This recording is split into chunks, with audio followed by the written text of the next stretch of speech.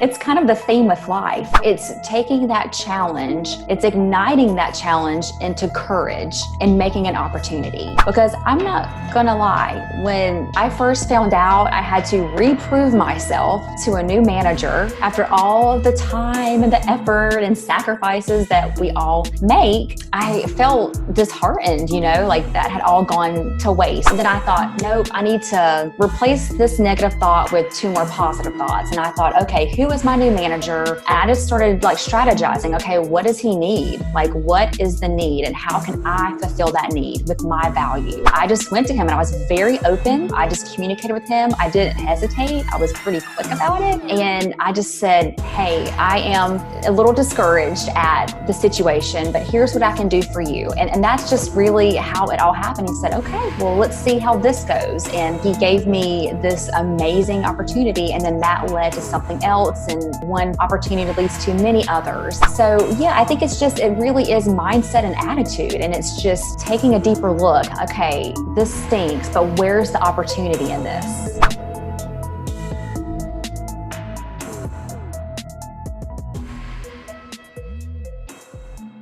Good evening, ladies and gentlemen, and welcome to the Awesome Wholesaler Experience podcast, where we look into the many facets of the job, the career, and the lifestyle of investment and insurance product wholesaling.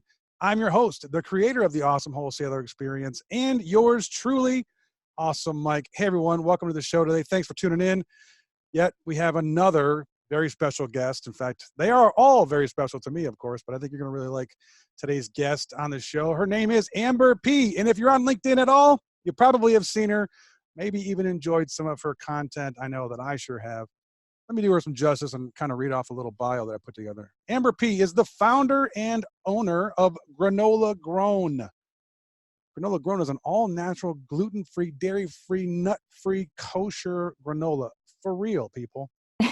Delicious. I am certain. I can't wait to get my hands on some. However, prior to Granola Grown, Amber spent 12 years working for Cicso as an instructional designer, a program manager, and a change manager. She earned her undergraduate degree in business administration from NC State and her graduate degree, which is a master's in education, instructional systems design from the University of Texas at San Antonio. You can give a battle cry a little bit later in the show, Amber. But some of her special skills do include, she is a Six Sigma yellow belt. Get some. Those of you know I'm an avid martial arts. I respect every belt. However, lately she has become a humanitarian at Global Goodwill Ambassadors. She's also a mentor at #MentorYouGlobal. And she's also available now for keynote presentations. She's a keynote speaker at Purposepoint. One of her mantras, and she has a few of them, but I like this one, maybe the best, is that she intends to transform self-doubt into self-confidence. She wants us all to know that we are capable of all things. Welcome to the show, Amber. How are you today? So glad to have you on. Yes, thank you so much, Mike. I'm doing wonderful, and it is a genuine pleasure to be here on your show. Thank you so much for having me. You're very welcome. You almost said awesome. You had to concentrate. I did, because it is so awesome, and I was trying not to overdo that because you already know that. It's like people that are great, you don't have to say, I'm great. We know because you are. So it never gets old. You can pile it on. In fact, I love it when people ask me, how you doing? I say, I'm awesome. And then they get it. And they're like, oh, I get what he said there. I see what you did there. It's great. I love it. Let's give the audience a little bit of a background on you. But before we dig into that, I got a question to ask you. Sure. I hope you appreciate it and the attempt at humor. But what is your favorite TV dinner? Oh, no, I refuse to eat any TV dinner. And I know they've advanced and come a long way, I hear, over the years. But I was raised on TV dinners, and they weren't the good kind. It was the, 4 for $1. And it was really bad. I got in trouble often because I would try to hide the little pieces in the corner or, hide it in my shirt and then go outside and play and dump it in the woods. And so there's the long answer to none of the above. Wow, maybe that's something you can create as a granola grown TV dinner. I don't know. Oh, that's going to get some values, I think. Are we stretching it? Yeah, are we stretching it?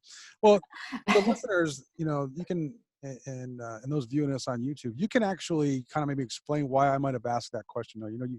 You have humble beginnings, but let me let you put it in your words. How was it growing up as young Amber? Yes, it's all in perspective, and I had a wonderful childhood, really and truly. So I am originally from Sumter, South Carolina, moved all over South Carolina with my dad, and we moved to North Canton, Ohio for 6 months. So I can actually say that I walked to school in the snow. And the company that my dad moved us there for, they weren't quite as what they had portrayed to be. Therefore, we moved back to Sumter, South Carolina. I finished out my 6th grade year living with my grandparents as my dad kind of figured out what we were going to do. And he was choosing between either Houston, Texas, or Clayton, North Carolina. And he chose the small town of Clayton. So completed middle school, Clayton High School. I went to Meredith College my freshman year. It's an all-girls school. And then finances played a larger portion in the situation, as they always had, but we made it work for Meredith for that first year at least. And so I transitioned over to NC State, loved it, so go Pack. And I then had a tremendous opportunity in San Antonio, Texas, of all places, at a company called Rackspace, and they're headquartered there.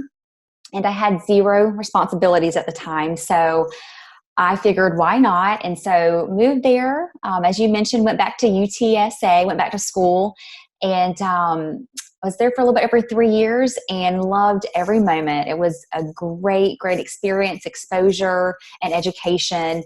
But I knew once I wanted to start my own family, I wanted to come back to this area. So here I am. Many years later, I didn't envision myself back in Clayton per se now.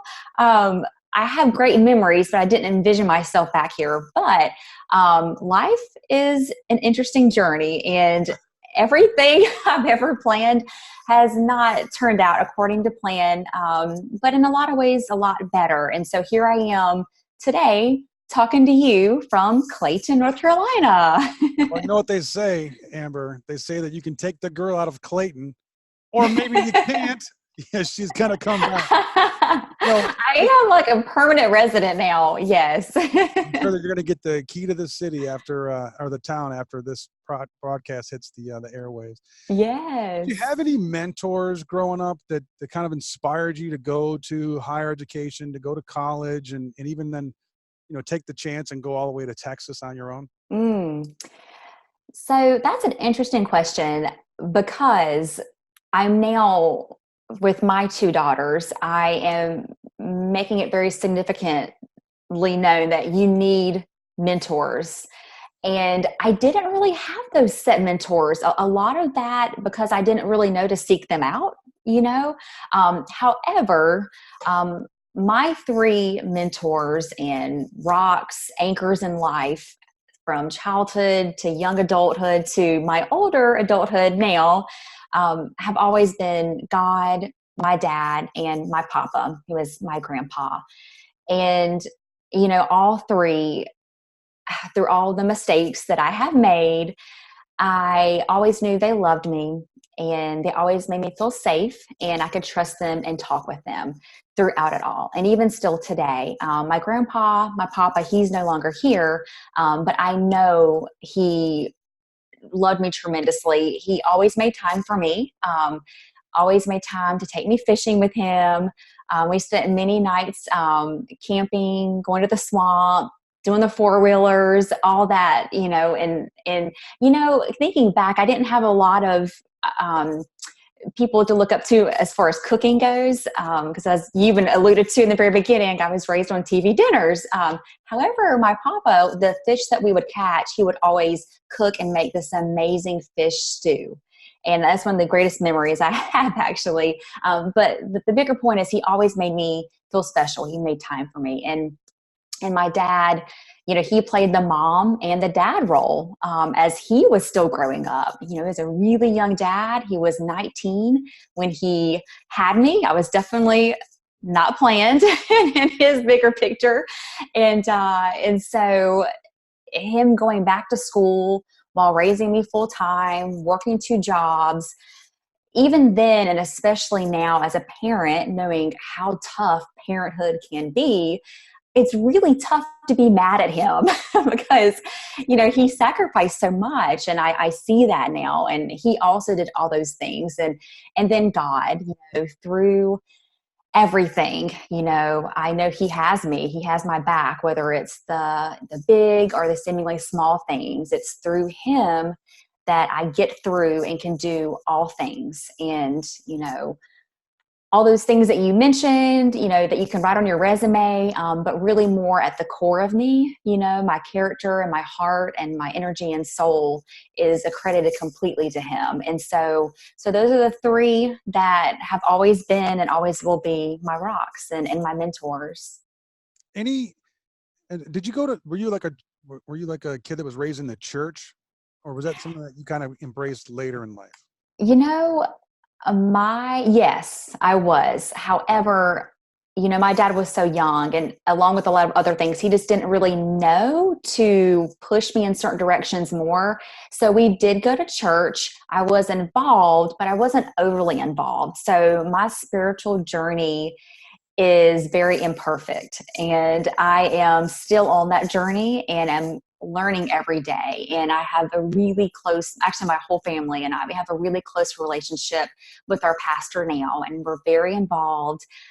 So I did grow up in the church, and I've always known and believed in God, but I've definitely built more of that spiritual relationship as an adult. And my dad and I have great conversations about this now, and he's done the same thing. So it's really encouraging to see that, because you always hear it's never too late. You're never too young. You're never too old, and relating it to business, but really it's so true in the spiritual journey. It's never too late, to learn more and to improve yourself through him.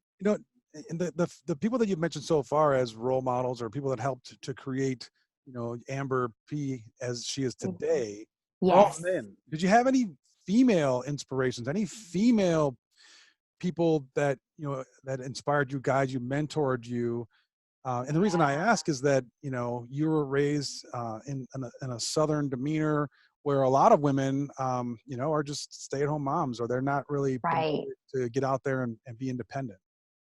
That is a really great question. And it's one of those things, no one really asked that. However, I'm completely open to talk about it. And I could probably write a book about it, because you actually hit a pretty solid point. I had 0 women role models. Unfortunately, my dad's mom passed when I was 4 from breast cancer. But I knew she loved me. She had 3 boys, and I was the first girl. And so I do vaguely remember just feeling that love, but I was so young. So aside from her, there really have not been. I haven't had any wrongdoings either. Again, as I mentioned earlier on, it's all in perspective.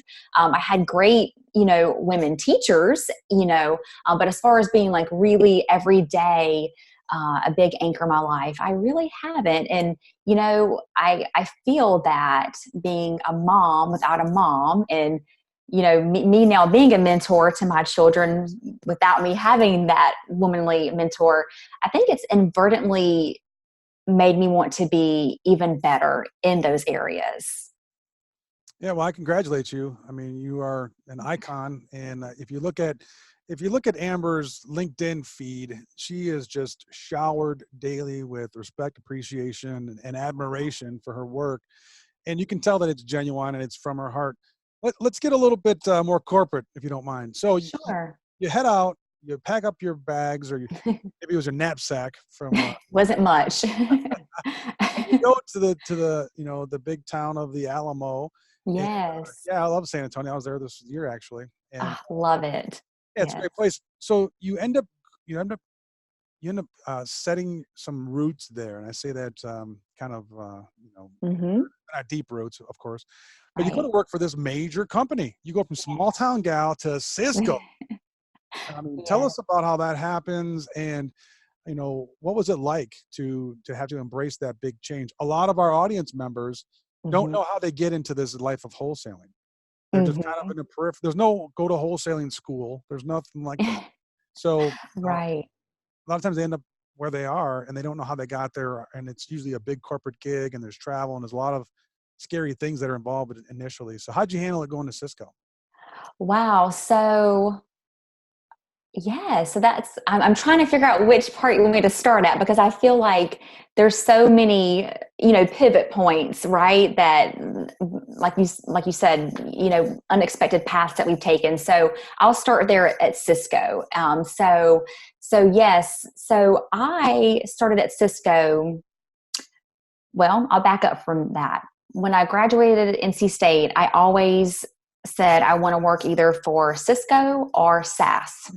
And I tried both, and I actually was with a close coworker at the time. I don't know if I've really shared this story before. So I was with a close coworker. We're actually very close friends even now, and this is many years ago.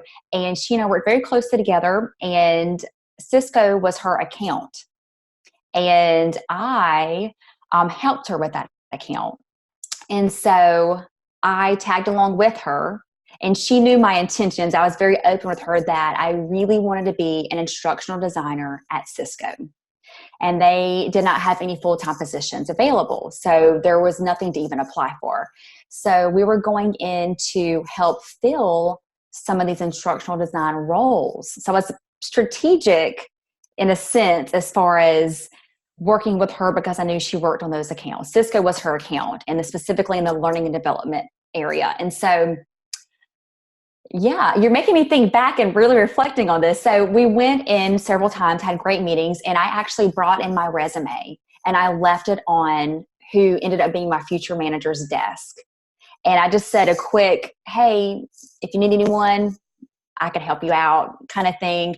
And contact information's there. I didn't want to I didn't want to disrespect his time or anything. So I was pretty brief with that. And he called, and we had that first initial phone interview. And so that's how that happened. So I actually joined Cisco as a contractor, which was completely risky. I had a young child at the time, and I had only done full-time, the safe benefits route, and nothing was guaranteed. And so it was a big risk for me. And but I saw the bigger opportunity there. And so I took it. And within 1 month, they offered me not only a dream project. I was shocked they entrusted me with this project, and I did actually exceed the expectations on that project, and they offered me a full-time role from that. And so that's how I got into Cisco. It started, you made me really think back on that, Mike, actually, because it's been a long time, but I kind of just seized that opportunity and made it into something. And then I stayed there, and I started out as an instructional designer, and we actually had a really large layoff there, and I wasn't impacted, but about 80% of my team was. And so I got a new manager, went through that whole thing, and this was the big point of my growth professionally within the corporate world. His name was John. I won't use his full name here, but John was amazing, and he entrusted me to be basically his right arm. And he allowed me to do the program management for the entire learning and development. So as soon as projects came in, the proposals, to figure out if, what the real need was, if it really was training, because a lot of times we tend to put a Band-Aid on things with training. And so I would ask little deeper questions to figure out the gap analysis, to figure out, okay, what's really going on here? Is it really, this training, or is there, employment engagement suffering? What's really going on? And from that point, figuring out if training was the need, to then I would propose 3 different solutions. And if it all was a fit, I'd resource for that project.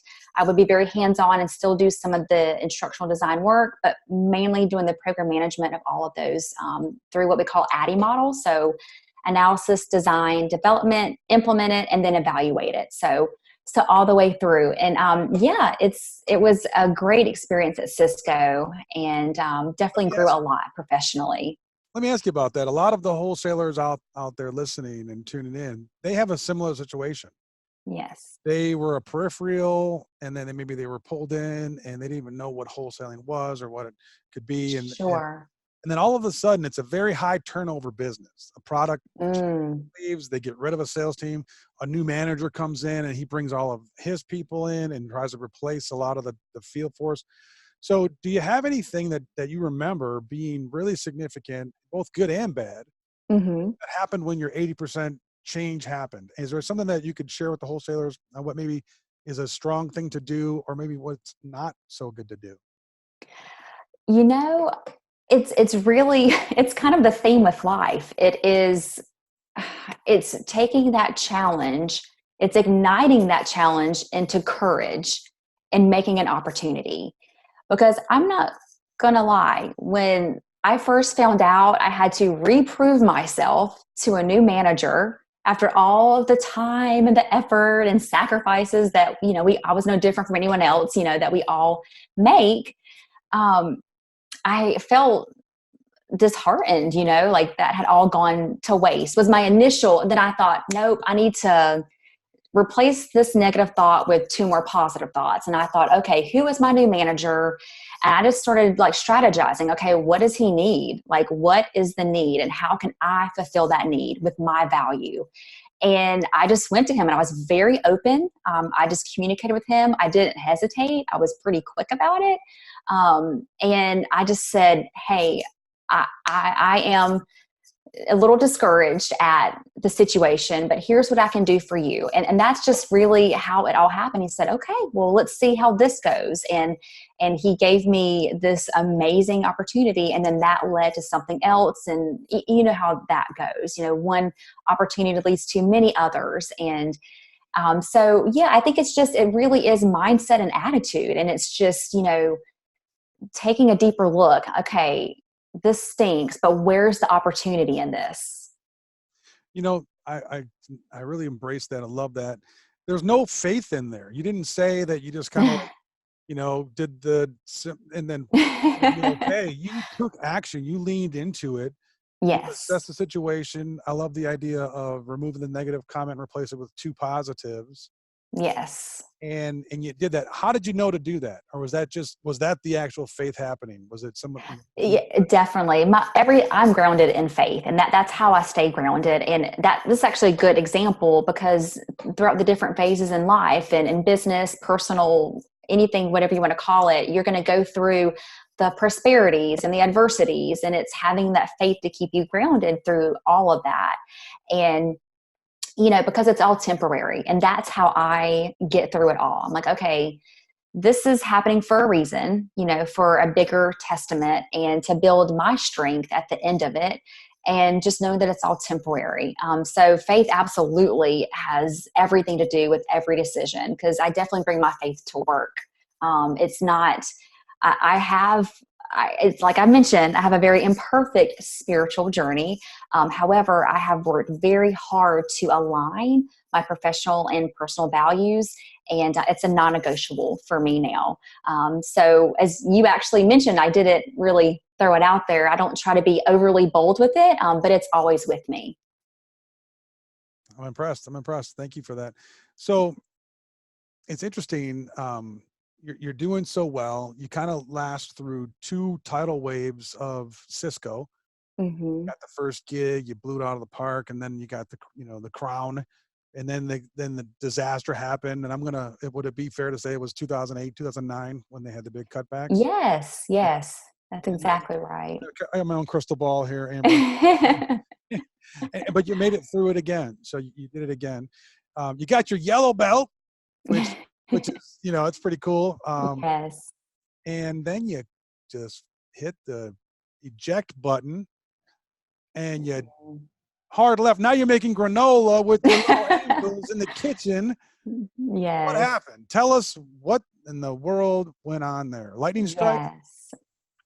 Pretty much. It was one of those unexpected moments. So I've always known I wanted to be an entrepreneur, but I didn't know exactly what that looked like. And so I was just very patient with myself and in letting that moment come to me, if you will. You know, as you mentioned, I am about action. That's how you make things happen. But I didn't want to take the wrong action just for the sake of doing it. And so I did. I continued the corporate world. And my oldest daughter, Aniston, she is 9 now, and she was 2 at the time.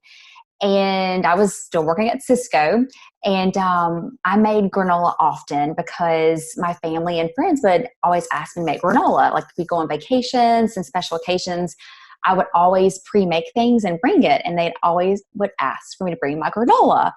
I'm like, really? Granola? Like I can bring like brownies, really good stuff. And they're like, yeah, sure, bring that. Just make sure you bring your granola. So I thought, okay. So that kind of stuck with me subconsciously, I suppose, in the back of my mind. And then it wasn't until I was with my 9-year-old now in the kitchen, and she was helping me make granola, but it was a complete mess, like oats all out the bowl. But it was in that messy moment that I was inspired by her completely unexpectedly. But this is what I need to be doing. This is it. I need to be making granola. You know, I knew it had to be good. You know, people were requesting it. I felt great about the ingredients. I'm very health conscious naturally, you know, minus all the TV dinners in my past. And, you know, I loved the all natural ingredients. And I especially loved creating that option for Aniston, my daughter, if she chose to go down that path, just creating that option for her. And that's how it started. And it started in my kitchen, moved down to my basement. I had a finished basement at the time, had the convection ovens, the huge Hobart, 60-quart Hobart mixer. And I was like a kid in a candy shop watching all the ingredients go around. And I loved it. It was, oh, wow, it was such a thrilling time. And at the same time, it was a lot because I was a one-woman show. And looking back now, one of the biggest things I wish I would have done was reached out for help because I was doing it all. I do not recommend that for anyone starting out in, well, just about anything, right? But always rely on others to help. We all need that in different phases. But yes, I was making it, packaging it, delivering it, selling it, everything, and pulling all-nighters, and it just wasn't sustainable. So this was a few years ago and still is today that I did partner with the bakery because I knew if I wanted to scale this thing and it to really be something, I was going to need to partner with someone. And so I found this bakery. Our values align. They also are, you know, gluten-free, kosher, all those great things.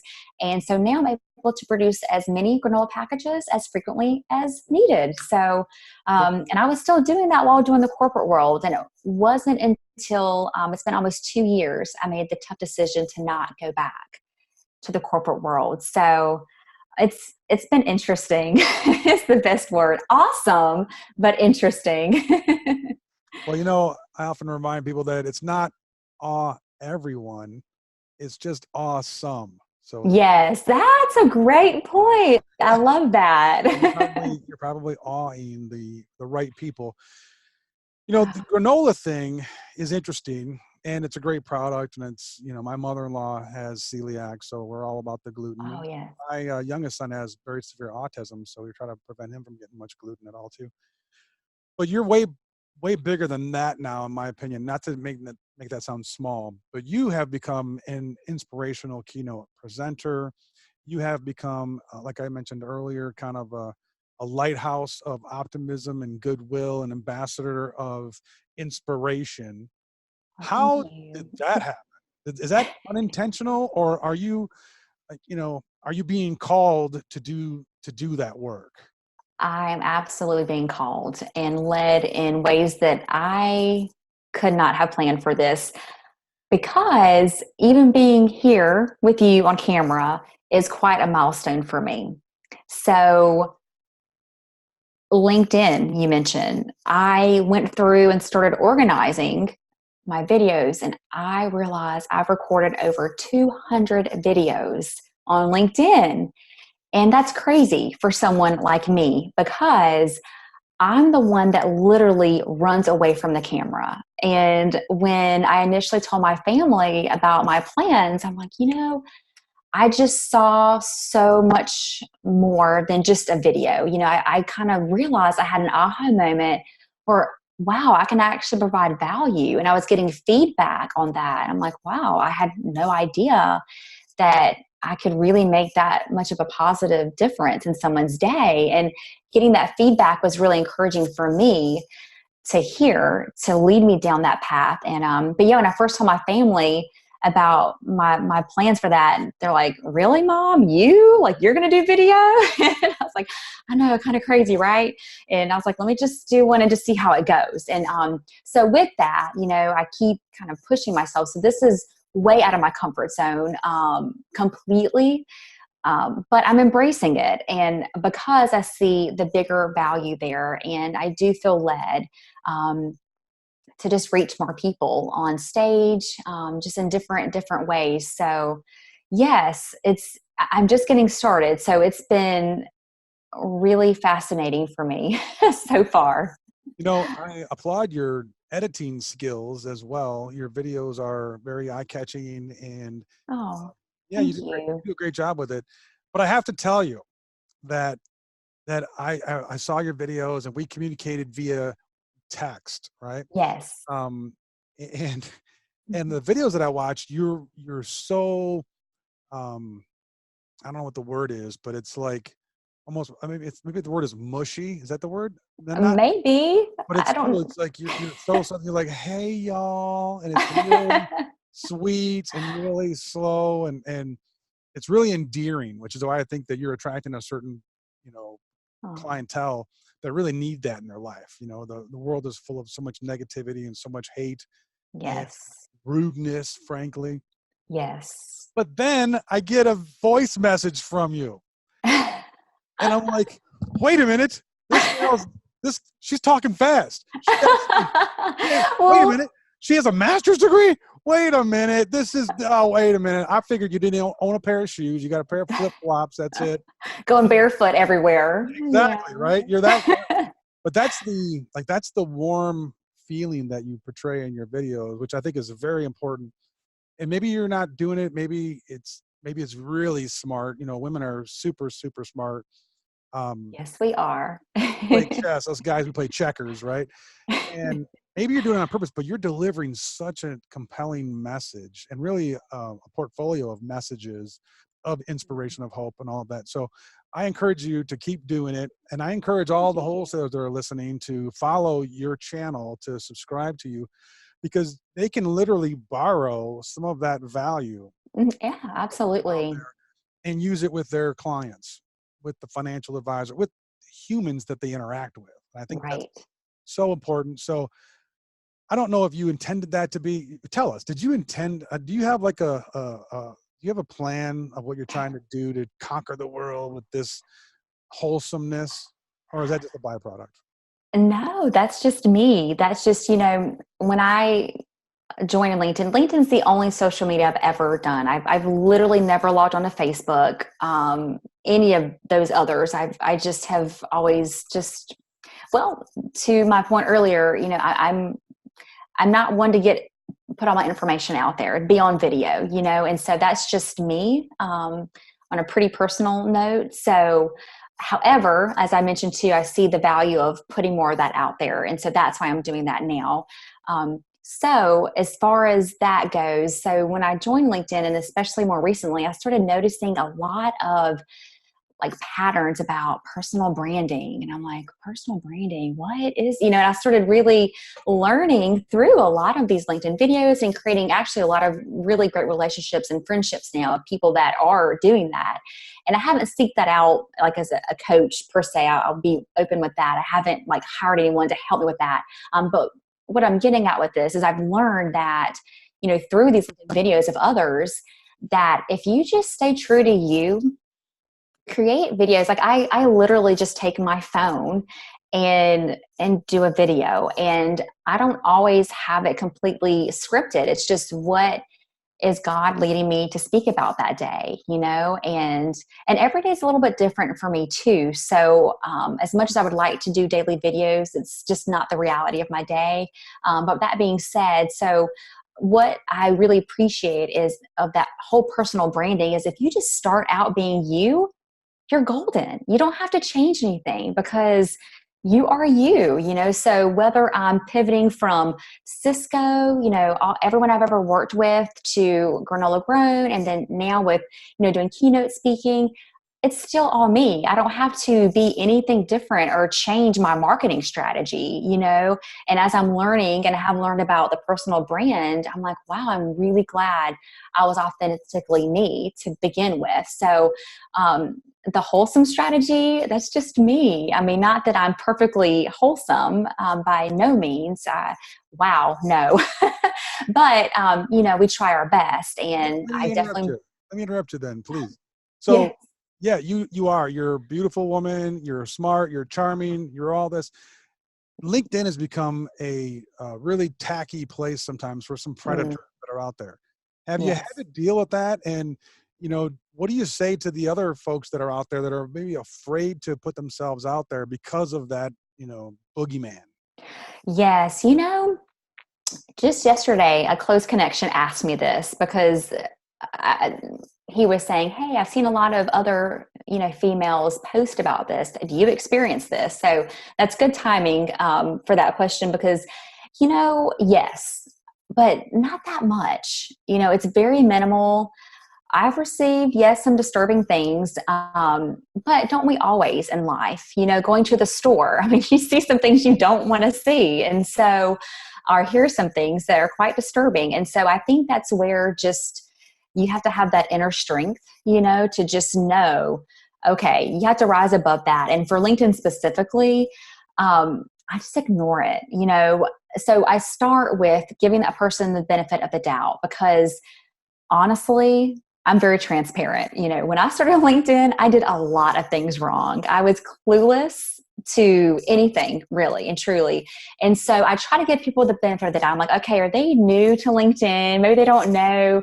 Maybe they don't have the best communication skills, And so I look at their profile. I actually take the time. I'm like, okay, who is this? And I look at their profile and try to get a sense of who they are. And then I look at their activity and I see, they've had similar, comments and other posts. And if I see that negative pattern, I immediately just block them. I don't need that negativity and toxic people in my life because that just distracts me from my bigger purpose. So I just stay focused on the positive and my mission and just block them if it's, if it really is an intentionally negative doing. Yeah, sorry to get on that a little bit. No, that's great. I've had other friends of mine that experience the same thing, and there's a couple of guys out there that I need to be more patient with them too because I'm more of I try to be the defender of honor, and I'll go after them. And that's sometimes giving them that attention actually makes it worse. But Yes. yeah, I apologize on behalf of all of the good guys out there, which I'm not one of. But anyways, Yes, you're awesome. thanks. See, it never gets old. My team put together some stuff that I really enjoyed, kind of refining a little bit. One of them was that and this is as a business owner, you say that when your value is exposed and opportunities then unfold. Yes. So as a representative of a company, as an entrepreneur, what do you mean by that? When your value is exposed, opportunities unfold. Well, it's putting it out there, so you're letting people know, hey, this is what I can provide for you instead of just letting it find you. You're creating those opportunities by letting it be known. This is what I can do.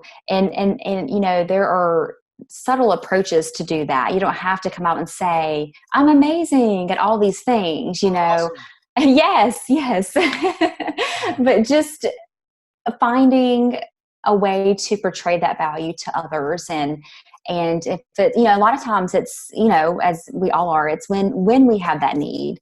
And so if you continually let them know, hey, here's talking about value. And when they have that need, they'll know to reach out to you like, oh yeah, I remember, this person is, actually, I'll give a great example of, I don't know how, how down the rat hole I want to go here, but I had a very important proposal that I had to write. It was actually for Disney. It was a Disney proposal. Yes. Dream client of mine. And I had this amazing opportunity. I had to get this proposal perfect. And I was like, I need to, looking back on, I wish I would have known with starting with Granola Grown to reach out to the experts. I'm not a communication expert. I didn't go to school for that. That's not, what I was exposed to as much as other things. And so I kept seeing Lila Smith's name everywhere on LinkedIn. I don't know if you've seen her, but she's the creator of Say Things Better, and her continually putting her value out there and providing value to others. I remembered that. I'm like, oh, so by her exposing her value as a communication expert, I knew to reach out to her. And because of that, she not only knocked this proposal out of the park for me on a communication level, she's a genius at anything communications. I highly recommend her. She's actually a dear, dear friend, very, very close to me now. And so that is a pretty great example for me of like the realness of that. And so just putting your value out there, letting people know, so when they do have that need, they'll remember you and know to reach out. Wow. Lila Smith. Yes, if you're not connected, you're really missing out. I'm gonna take you up on that.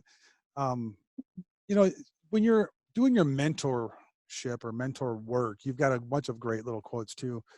One that really kind of resonated with me is that destinations can get in the way of your journey of self-discovery. Oh, yes. Yeah. Yes. I mean, I found myself wanting to achieve this thing and achieve that thing. And Yes. I thought I was focusing, but I was really not, I was not being able to see all of these things that were on my journey. Yes. It's so critical. And again, it's one of those things I think you learn more the older you get, unfortunately. So you can't appreciate it as much throughout Did all you the just call years. me old? What? No, I'm talking about me. I'm talking about me.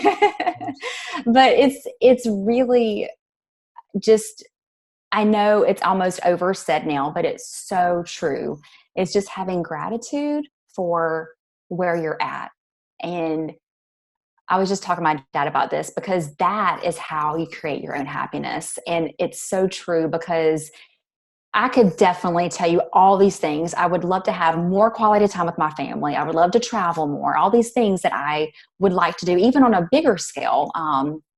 With Granola Grown, I want to give back so much more, and I won't get too much into that, but I need to be grateful for where I am. I'm very grateful that I'm able to give back at least what I'm able to now. And I'm able to stay home with my children, and we do travel. We do a lot of camping. So it's like, I have to recognize and just realize, okay, it's not about getting at the finish line. It really is. And wow. I mean, even now I'm in the thick of it. I haven't, because it is constant. It's constant. Life throws us constant challenges, and it's up to us to figure out.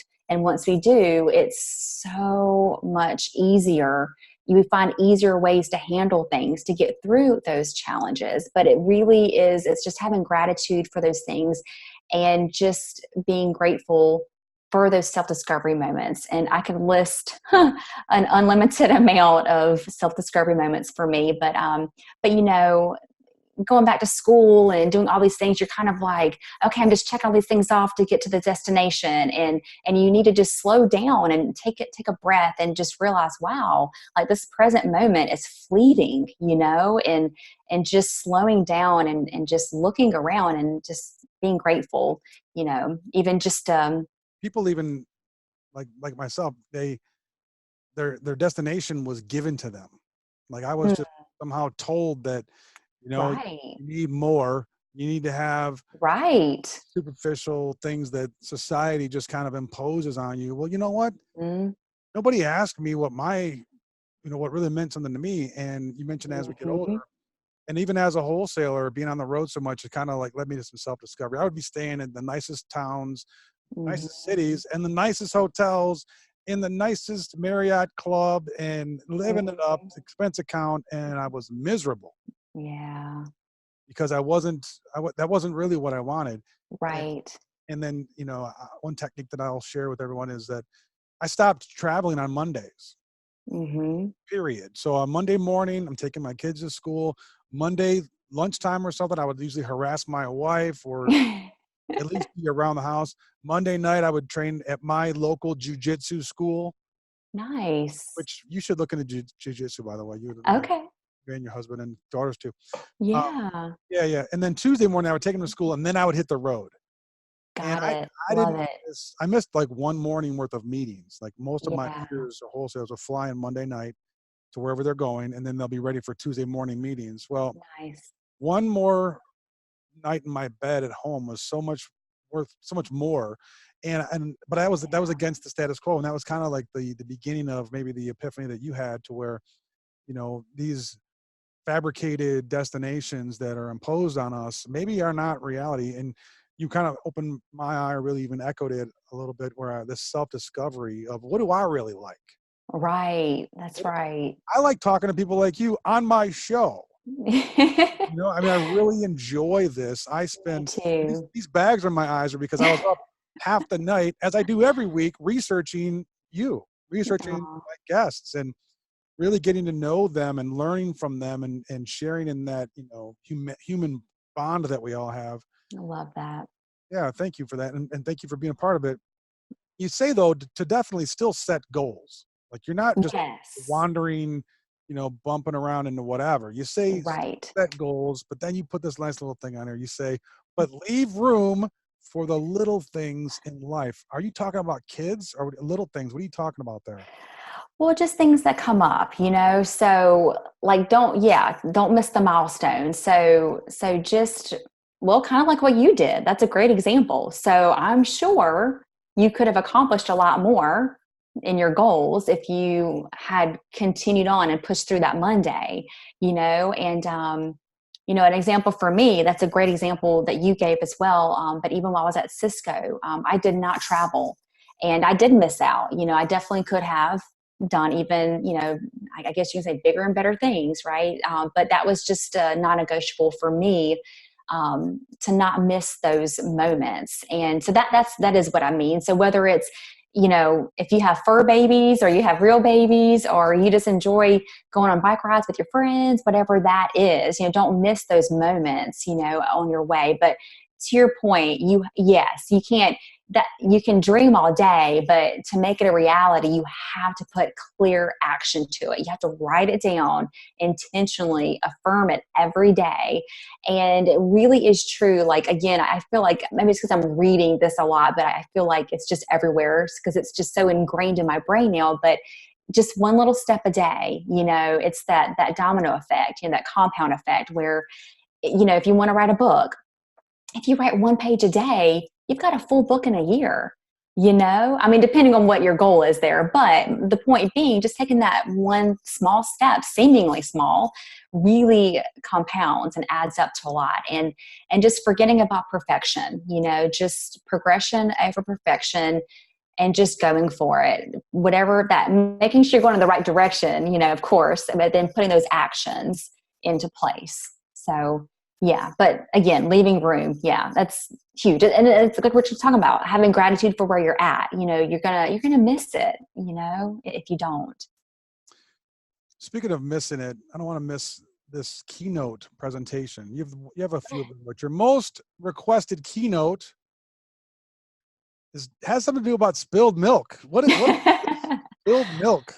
Yes. So what that is referring to is, personally, as a very active mom, again, not perfect, but very dedicated, active mom, and working, sometimes just getting out the door in the morning is an accomplishment. Like, I feel like if I've fixed breakfast and they're at school on time, I feel like, oh, I've like accomplished something. Like, my day is done. Sometimes I feel like, but it's in those moments, right? In the mornings or just anything. So the spilt milk is, something's going to happen, whether it's spilled milk, the dog gets sick, someone's running a fever, something's going to happen, So, and sometimes those small moments can break us, without us even realizing it, because it seems so small, but in those moments, it's just getting through them. So whether it's something as small as spilt milk or something much bigger and traumatic, we all have our own stories, right? And so we all go through different adversities. So, and it's just whatever, from big to small, having that moment to moment faith and getting through all things through that. And just, really, Mike, I get it. I get through everything with that verse, Philippians 4:13.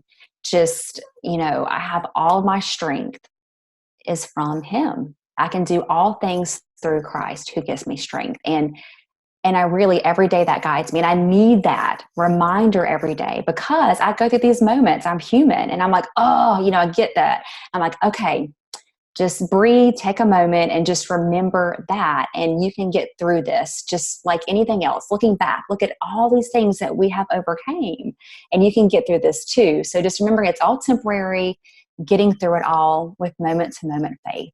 And, a lot of times we get really down on ourselves, and even some days, even for me, I'm human. We have our down moments, and I'll continue to have them.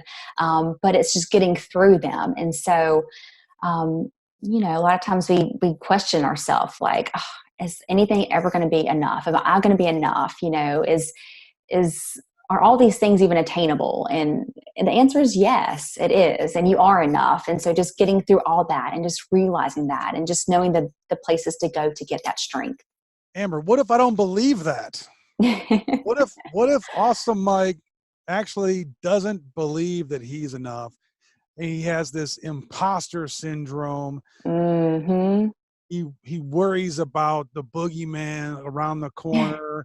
And what do you say to someone like that? Do you just smack me on the head and say, just have the faith?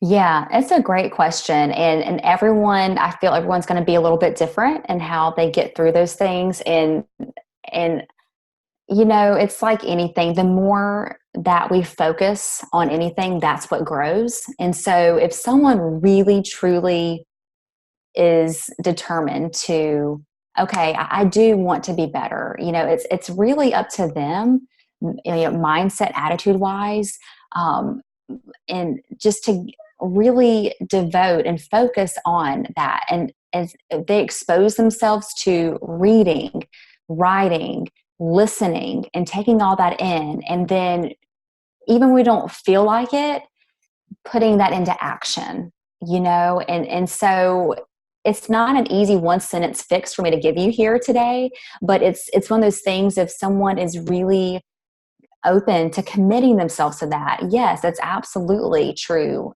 You can get through it all. And so it's like anything. If you want to, with being a yellow belt or whatever it is, if you focus on that, and same with faith, if you focus on faith, and if you really make it a part of your life, and you make it part of your habits, and you read about it, and you listen to it, and you write about it, and you talk about it, and you surround yourself with those people, it's all about community. And that's the biggest thing for me is, is going to church and being surrounded by that.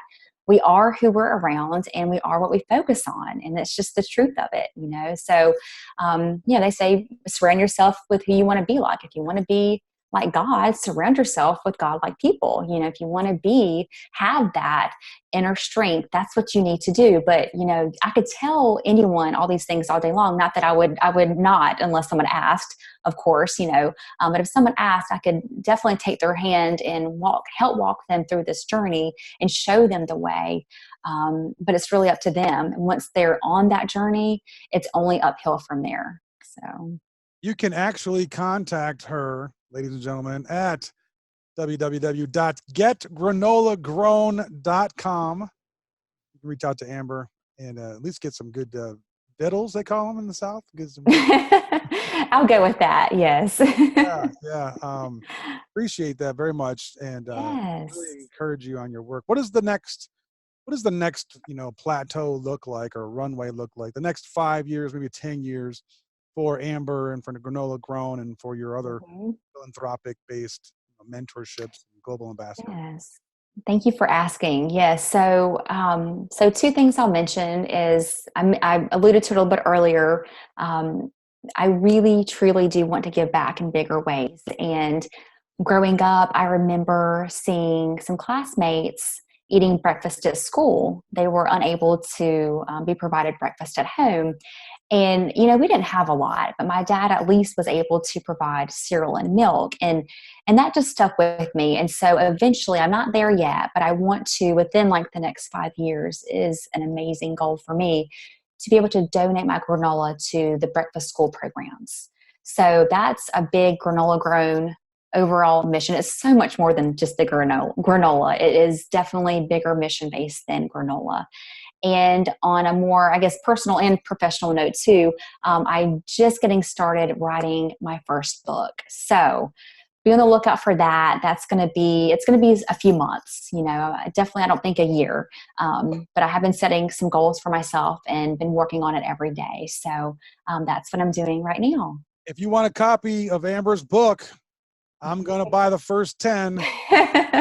DM Thank me. you, Mike. I'm serious too. DM me, and I'll get you a book. As long as Amber agrees to autograph them for us, we'll do that. Absolutely. You And I got would it. obviously want one for my personal library. I appreciate that very much. Yes. I can't wait to send you one. Yeah, I can't wait either, and appreciate you doing that. Any marathons in your future? You're going to run another marathon for charity? Oh my goodness. I could be persuaded, but I would never do one on my own again. It wasn't the wisest decision. I'm glad I did it. It was on the bucket list, but I did not train as well as I should have. But that's where that spiritual moment happened for me. And so I think that was all planned, honestly. Oh, wow. That was a big, unexpected spiritual moment for me. Yes. Oh, that's very interesting. So that was the I guess what you had to go through, your trial, to be able to receive that message. Very cool. Very cool. All right. Well, let's shift gears here and kind of wrap up. I appreciate your time and for being on the show today. I have 2 signature questions that I ask of all of the guests. Okay. So there is no wrong answer, but Mm-hmm. Amber, some answers are better than others, frankly. Okay. No pressure. Although you do have some stiff competition. I've had some terrific guests on the show. I'm sure. I'm Yes. sure you'll do great. So let's start with the first one. Amber, if you reached over and you picked up the telephone, Mm-hmm. and on the other end of the line was 20-year-old Amber. Mm. You Oh, only have a wow. couple minutes. Oh, my goodness. What advice would you give to your 20-year-old self? Believe in you. That's it. I mean, like you even said earlier, you get told all these things that you're supposed to do, and you think that these external things are going to help you, and they do grow you educationally and exposure and all of that.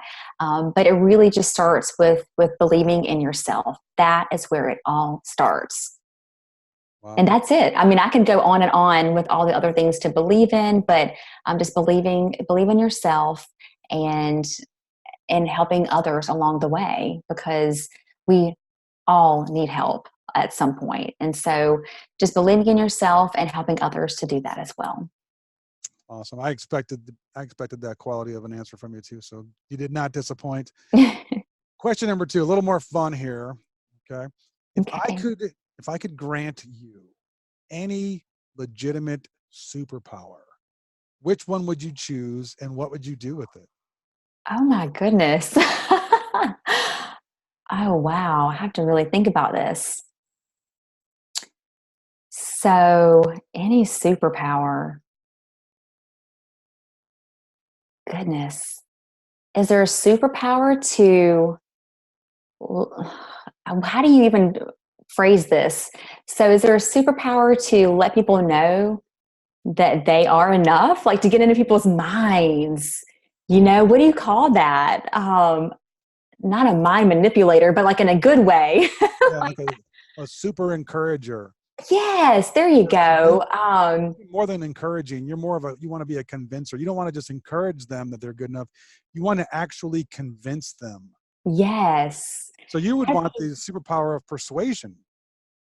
Yes, that's a good way to put it. That would be amazing. And what I would do with that, it would be global, all over, and it would help unite us more and create more peace and harmony globally. Not just, I know it all starts in the home, but if I had that superpower, I would go as many places as I could with that, and just to help make it a better world. I think you probably already have a couple of superpowers. I'm a big fan. Appreciate you.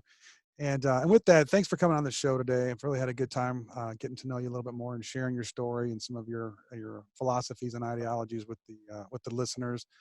As we say on the Awesome Wholesaler Experience podcast, Amber, it's about the journey, and we do wish you well on yours. I look forward to seeing you again soon. And a huge thank you to everyone today that's tuned in. And if you haven't already done so, hit that subscribe button, and you can even join the notification squad by clicking on the little bell. Make sure you never miss an episode, ever, ever, ever. I do appreciate everyone for tuning in. Thanks so much for supporting the show. And of course, thanks for being awesome. Good night, everybody.